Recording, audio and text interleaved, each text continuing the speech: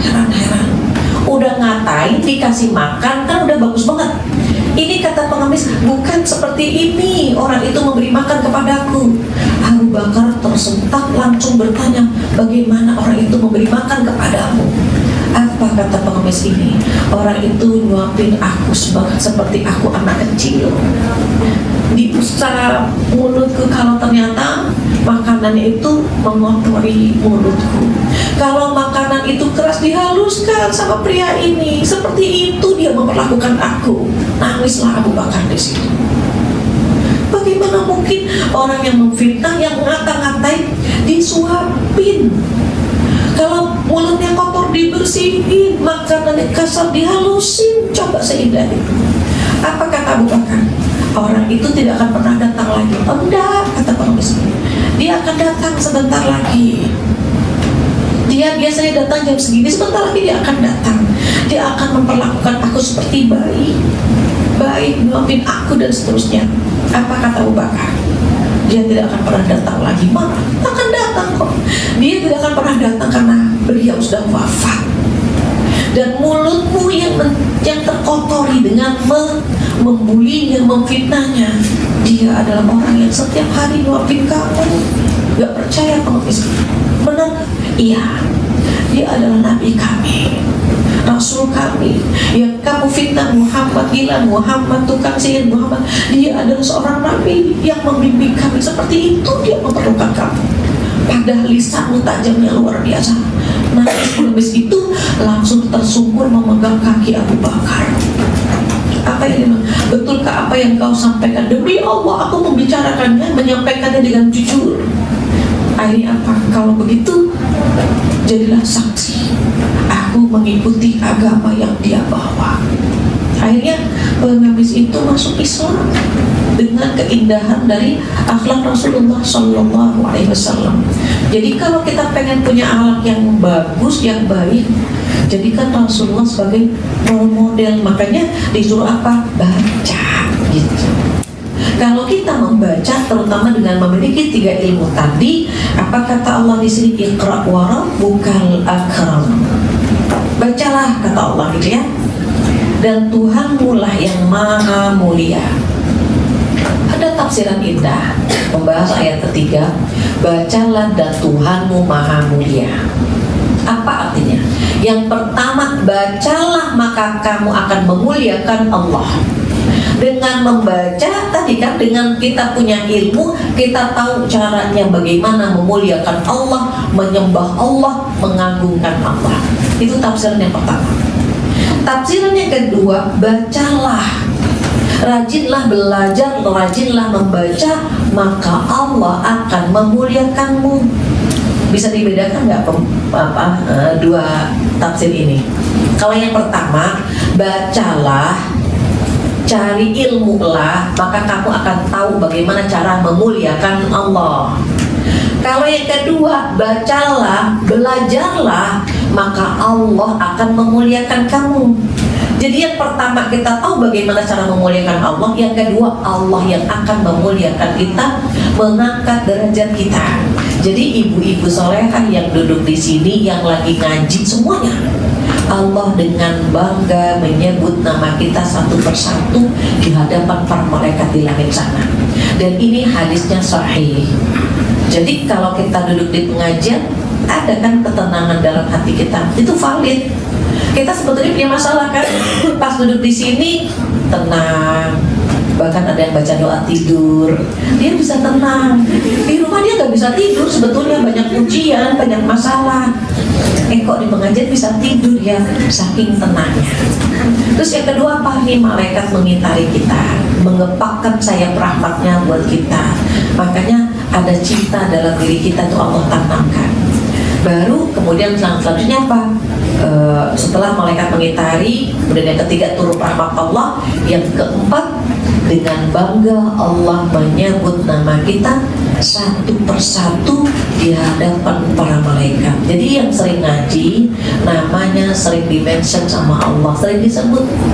Seneng nggak kalau namanya disebut?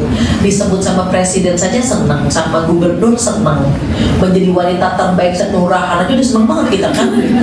Sekarang yang nyebut Allah Subhanahu wa Ta'ala di langit sana, fulana dari yang pertama datang sampai yang terakhir itu disebut namanya. Selama belum ditutup pengajiannya ya. Kalau udah bubar dia datang enggak kesebut, itu udah lewat masalahnya. Kemudian yang keempat apa? Alladzi 'allama bil qalam. Jadi Allah itu memuliakan gitu ya. Memuliakan kita disuruh membaca dan Allah akan memuliakan kita. Siapakah Allah itu? Alladzi 'allama bil qalam. Yang mengajarkan kita dengan pena. Pena itu pertama ya, itu fungsinya kan menulis. Ilmu ini Al-Quran kita baca kan tertulis kan gitu. Kemudian yang mendengar, yang mendapat ilmunya juga kan nulis. Cuma sekarang kan udah canggih ya, diketik ya. Even sama-sama menggunakan tangan gitu. Yang satu pakai pulpen, yang satu ngetik, itu sama-sama ada pahala di sana. Makanya Allah menyebutnya qalam, tinta. Ulama pada masa lalu kalau mau nulis buku itu dites keikhlasannya. Kalau misalnya tulisannya itu luntur dengan air, dia akan ulang lagi, berarti ada niat yang tercemar. Tapi kalau tulisannya ditetes air gak luntur tintanya, berarti Allah sudah meridhoinya. Saking mereka menjaga keikhlasannya sedemikian rupa gitu. Jadi kolam itu sebagai bukti orang tersebut menebarkan ilmu atau menuntut ilmu. Bahkan ciri-ciri orang besar itu diantaranya mencatat apa yang dia dapat. Jadi kalau ibu-ibu adik-adik di sini mencatat mulu, lupa lagi, ya minimal dia udah dapat ilmunya. Apa kata pepatah, al-ilmu sayyidun wal kitabatu qayyiduhu. Qayyid suyudaka bil hibalil wasiqah. Apa artinya? Ilmu itu seperti binatang buruan, dan tulisan itu adalah ikatannya. Maka ikatlah binatang buruan kamu dengan kuat. Kita dapat binatang buruan nih hari ini, surat Al-Alaq ayat 3 sampai ayat 5 misalnya. Ilmu kan, ini binatang buruan, terus kita catat ilmunya ya. Nah, catatan kita itu seperti kita mengikat hewan buruan itu dengan kuat. Tapi kalau nyetaknya di selembaran gitu ya, selembar minta kertas dong, selembar kita catat, itu kemungkinan terbuang bisa. Jadi sama saja kita mengikat binatang buruan tetapi nggak kuat, buruannya bisa hilang. Tapi kalau kita catat di buku, ini sharing saja. Ketika saya baru pulang dari Pakistan, waktu masih luang, saya kadang-kadang ringkas. Saya simpan saya. Oh, ada buku bagus nih, ada tafsir bagus, saya tulis, saya simpan. Masya Allah, ketika saya sudah mulai aktif sampai terkadang nggak sempat baca gitu ya, itu saya cari catatan itu dan masih ada, akhirnya saya gunakan sekarang. Termasuk tafsir-tafsir ini, kadang-kadang tulisannya 10 tahun yang lalu kan, dan ilmu itu nggak basi, beda sama makanan. Makanya kalau kita dapat ilmu, kita catat, kita bawa bareng-bareng. Kita bilang sama keluarga kita atau sama anak kita, nah hari ini bunda dapat ilmu, ternyata kalau kita rajin membaca Allah akan memuliakan. Berarti apa? Hewan itu kita sembelih dan kita makan dagingnya bareng-bareng. Berbeda dengan kalau kita dapat ilmu jiping ya, ngaji kuping. Terus suami nanya, bunda tadi temanya tentang apa? Tentang apa ya? Tadi aku ingat pas kesandung lupa. Hewannya kabur, nggak bisa kita sembelih sama keluarga kita. Makanya sekarang udah canggih ya, direkam, ikut ada, Zoom ada, sosial media itu sangat-sangat membantu gitu. Jadi kadang-kadang itu kan ceramah udah lama banget gitu, tapi bisa ditayangkan ulang dan itu bermanfaat. Jadi kalau ibu-ibu adik-adik rajin nyatet, terus catatannya di-share di grup dimanapun, ternyata ada orang yang baca dan tulisannya keren banget ini gitu.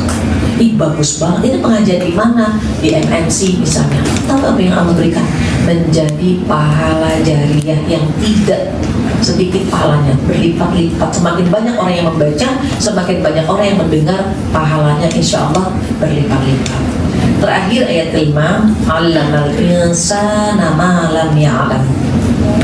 Jadi kalau yang memberikan ilmu nulis dengan pena, yang menuntut ilmu pun menulis dengan pena, kata Allah apa? 'Allamal insana ma lam ya'lam. Allah gitu ya, dia ajarkan manusia, maksudnya dia di sini Allah ajarkan manusia, kenapa? Malam ya'lam, apa yang tidak dia ketahui. Contoh, dulu kita tidak paham kan hukumnya sholat apa, misalnya rukun sholat apa, syarat sah sholat apa. Dulu kita tidak paham. Ketika kita ngaji, ketika kita dibimbing di tempat ini, dimanapun kita belajar, sesungguhnya Allah yang memilih kita untuk belajar. Bisa dipahami ya? Karyawati MNC banyak, tapi yang duduk di pengajian nggak banyak kan? Artinya apa? Allah ingin mengajarkan kepada kita semuanya ilmu ini, makanya hanya orang-orang tertentu yang dikasih kemudahan untuk hadir di sini. Sama dengan surat Ar-Rahman. A'udzubillahi minasyaitonirrajim. Ar-Rahman 'allamal Qur'an, gitu ya. 'Allamal Qur'an. Dia yang mengajarkan Al-Qur'an. Gak semua orang diajarkan Al-Qur'an. Ada yang bacaannya bagus, ada yang belum bagus, gitu kan? Ada yang sudah memahami artinya, ada yang belum. Ada yang gampang menghafalnya, ada yang tidak. Semuanya itu Allah yang memberikan anugerah kepada orang-orang tertentu. Ada yang ngapal sebentar. Bismillahirrahmanirrahim. Iqra bismi rabbikal ladzi khalaq, khalaqal insana min 'alaq, iqra wa rabbukal akram, alladzi 'allama bil qalam, 'allamal insana ma lam ya'lam. Dikasih contoh. Ada yang iqra bismi rabbikal ladzi khalaq, iqra bismi, lihat lagi dia. Kenapa Allah berikan berbeda-beda? Kenapa ada orang yang ngapal? Agar Allah menjadikan dia sering menengok Al-Quran. Coba kalau misalnya dia ngapal, coba ingat, udah hafal, gak buka Quran kan? Tapi karena dia lupa lagi, maka akhirnya dia buka Quran lagi. Jadi yang mengajarkan seseorang itu bisa baca Al-Quran, bisa paham artinya, bisa mentadaburinya, dia memahaminya dengan detail. Ada yang gampang banget menghafalnya. Semua dipilih oleh Allah Subhanahu wa Ta'ala. Maka jadilah kita orang yang dipilih oleh Allah Subhanahu wa Ta'ala. Caranya bagaimana? Cari muka sama Allah, minta sama Allah. Kalau nggak minta, malesnya lebih dominan. Tapi kalau ya Allah, bimbing dong biar dekat sama Quran, ada aja caranya Allah untuk kita buka Al-Quran. Tapi kalau kita nggak minta, kayaknya lewat-lewat saja tuh. Termasuk mengajar gak usah jauh-jauh. Ibu-ibu datang ke tempat ini berarti memenuhi undangan Allah. Allah yang undang, sama Allah dipermudah kita duduk di sini. Kalau boleh milih, enakan ke mall atau enakan ke sini? Enakan di mall kan, ada diskonnya banyak, bisa cuci mata, gitu ya. Zakat mal sama zakat mall besaran mana? Besaran zakat mall. Baca Quran sama ngerumpi enakan mana? Hal-hal seperti itu. Tapi kok tiba-tiba kita memilih ke tempat ini, itu anugerah dari Allah Subhanahu wa Ta'ala. Mudah-mudahan kita bisa istiqomah sampai akhir usia kita. Berhenti di ayat 5. Insya Allah kita lanjut bulan depan ya, dengan keimanan yang lebih baik lagi. Baik, ini saja karena nggak terasa jam 1. Kalau ada yang ingin menambahkan atau mengurangi atau bertanya, saya kembalikan lagi kepada MC kondang kita. Baik. Ada sedikit waktu untuk berdiskusi. Mungkin teman-teman ada yang ingin bertanya. Oke, Pak Wali silakan.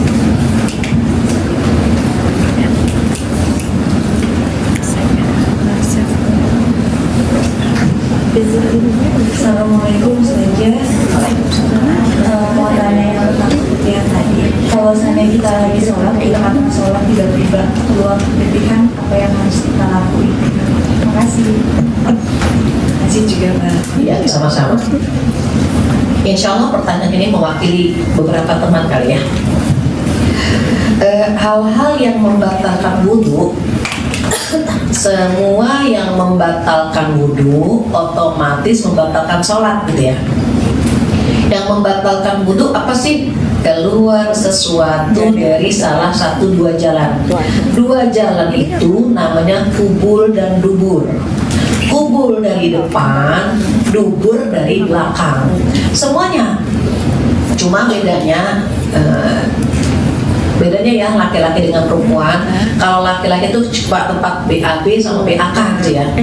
Tapi kalau perempuan kan ada tempat BAB, ada tempat BAK, ada tempat keputihan dan kemerahan kan dari situ. Tempat berhubungan, tempat melahirkan kan dari situ. Nah, karena lobangnya berbeda, maka fikihnya kadang-kadang berbeda. Jadi tempat keputihan dengan kemerahan itu jatuhnya kubul dari depan. Sementara kalau yang dubur dari belakang, apapun yang keluar dari situ, apapun itu membatalkan wudhu. Kalau membatalkan wudhu, otomatis sholatnya juga batal. Contoh baru Allahu Akbar, keluar keputihan, batal wudhu kita, otomatis batal sholat kita. Berarti batal. Kita ulang lagi, kita pakai kita ganti CD-nya. CD-nya bisa dicuci atau bisa dilepas. Yang kalaupun dicuci basah kita pakai lagi, ya paling masuk angin kali ya, basah-basah kita pakai itu. Tapi kalau mau kita lepas nggak ada masalah gitu. Artinya karena keputihan itu najis, membatalkan wudhu, otomatis membatalkan sholat. Sama dengan angin. Angin kan keluar tuh dari dubur ya, iman cuma angin. Tetapi karena dia membatalkan wudhu, otomatis ketika kita sedang sholat keluar angin, batalkan sholat kita. Kenapa batal sholat kita? Karena dia membatalkan wudhu, gitu. Sama dengan yang lain-lain, BAK, BAB, KA, keluar angin ya, KA itu buat kereta api, mazi, wadi, semua. Walaupun mohon maaf yang keluar dari sana adalah berlian, batal wudhu kita. Ibu pernah dengar nggak pencuri? Pencuri sekarang itu kan ditelan gitu. Ada berliannya pura-pura milih-milih, ketika penjaganya lengah ditelan langsung dia. Nanti di toilet itu dia benghem aja keluar berlian itu. Pernah ada jamaah saya lah ya di salah satu kantor memang urusan itu. Saya baru tahu kalau pekerjaan dia seserem itulah gitu. Jadi kalau ada kotoran itu dicari-cari berliannya ada pada. Ada yang lihai, jago, dehem saja keluar itu. Andaikan ini bener, dia udah wudhu, terus berlian keluar, batal wudhu dia. Semua, intinya semua. Bedanya kalau angin itu ada indikatornya. Ada suara, ada bau. Kalau nggak ada suara, nggak ada bau, tinggalin aja. Ada yang tanya, kalau pelan itu suara. Ada yang bukan cuma itu suara. Intinya ada suara, ada bau. Tapi kalau misalnya nggak ada suara, orang gini semuanya gitu. Berarti kan ada baunya. Berarti bau ya. Penutup ya. Dulu di masa Rasulullah SAW ada sahabat. Ketika setelah makan daging onta, tiba-tiba ada yang keluar angin. Otomatis aromanya berbeda kan. Siapa gitu. Dia malu. Akhirnya ketika akan sholat, dia nggak wudhu, padahal kan batal. Karena kalau dia wudhu berarti kan ketahuan. Oh, gitu kan. Kamu tuh barusan yang keluar angin. Karena dia nggak mau ketahuan, akhirnya dia nggak wudhu. Rasulullah SAW saking menjaga aib ya saudaranya, maka beliau bilang apa? Barang siapa yang makan daging onta maka batal wudhunya. Sebetulnya nggak membatalkan wudhu makan itu tidak membatalkan wudhu. Namun karena Rasulullah SAW ingin menutup aib orang ini yang batal, tapi kalau dia wudhu terketahuan, yang ketut barusan dia gitu maksudnya. Sama Rasulullah ditutup aibnya. Jadi barang siapa yang makan daging batal wudhunya. Wudhulah semua mereka, termasuk dia kan. Wudhu, di situ luar biasa, akhlak beliau luar biasa ya. Orang yang keluar angin itu nggak disebutkan. Kita kan siapa nih, astagfirullah, malah ditanya, nggak ada yang ngaku lah. Malah dihitung gitu ya, nggak bisa lah. Itu contoh ya. Jadi batal wudhunya, otomatis batal sholatnya. Wallahu a'lam. Demikian Ibu Soleha, alhamdulillah nggak terasa jam 1 lewat. Saya rasa cukup sekian. Insya Allah kita bertemu lagi bulan depan dengan keimanan yang lebih baik lagi, dan insya Allah kita lanjutkan dengan ayat ke-6. Mudah-mudahan sehat selalu. Semoga juga diberikan kekuatan untuk tetap hadir di sini. Jika ada kesempurnaan dari Allah, kekurangan dari saya, mohon dimaafkan. Kita tutup dengan doa penutup majlis bersama-sama. Subhanakallahumma wa bihamdika asyhadu an la ilaha illa anta astaghfiruka wa atubu ilaik. Wabillahi taufiq wal hidayah. Assalamualaikum warahmatullahi wabarakatuh. Waalaikumsalam.